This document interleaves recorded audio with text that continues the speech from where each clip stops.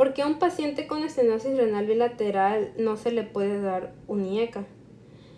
Bueno, primero recordemos la definición de estenosis, que es el estrechamiento del vaso, de la luz del vaso, que puede ser porque el paciente haya nacido así, es decir, que sea congénito, o que haya una placa de ateroma que esté bloqueando este flujo sanguíneo del vaso.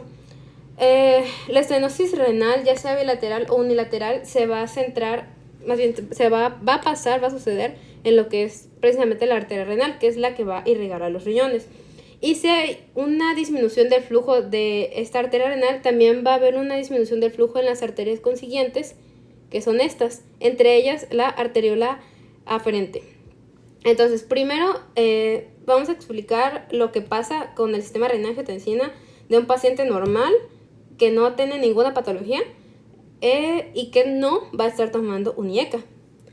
Pues va a haber un flujo, un buen flujo que va a llegar hacia la arteriola aferente. Y este flujo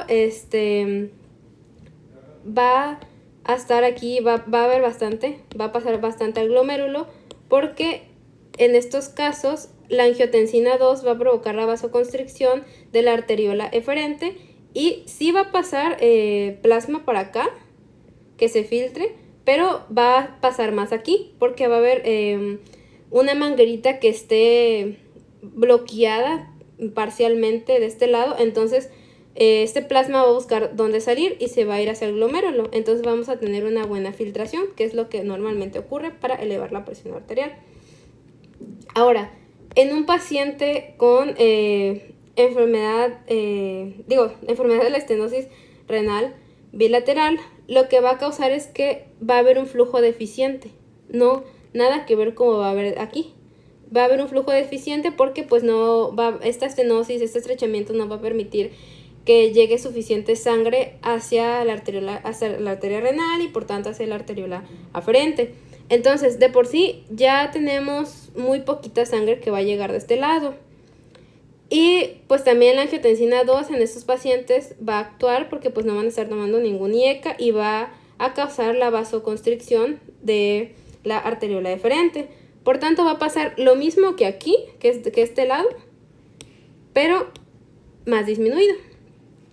Entonces va a pasar aquí este poquito flujo que de por sí hay y también acá un poco.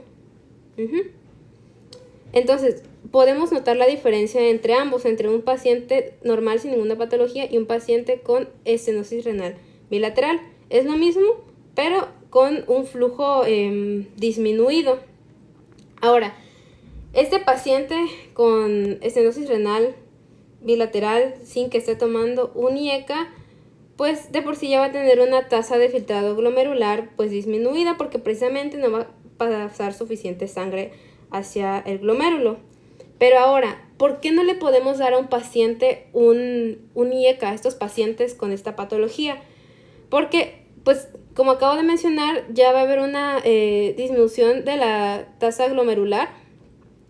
Y si yo le doy a mi paciente un IECA, este poquito flujo que de por sí ya vamos a tener va a pasar directamente para acá, porque esta arteriola va a estar vasodilatada.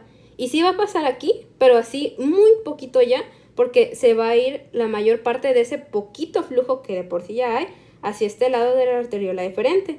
Y va a haber aún una disminución mayor de la tasa glomerular, que es lo que no queremos, porque de por sí ya estos pacientes ya la van a tener disminuida. Entonces, si le aplicamos esto, la van a tener aún más disminuida, lo cual no es bueno porque pues el paciente no va a poder filtrar bien todo lo que tiene que filtrar.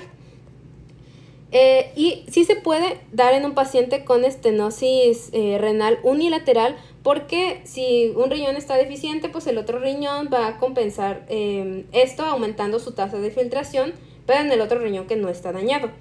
Pero si ambos riñones están dañados, pues no vamos a tener nada que compense y va a haber una tasa de filtrado muy disminuida que es riesgosa para el paciente.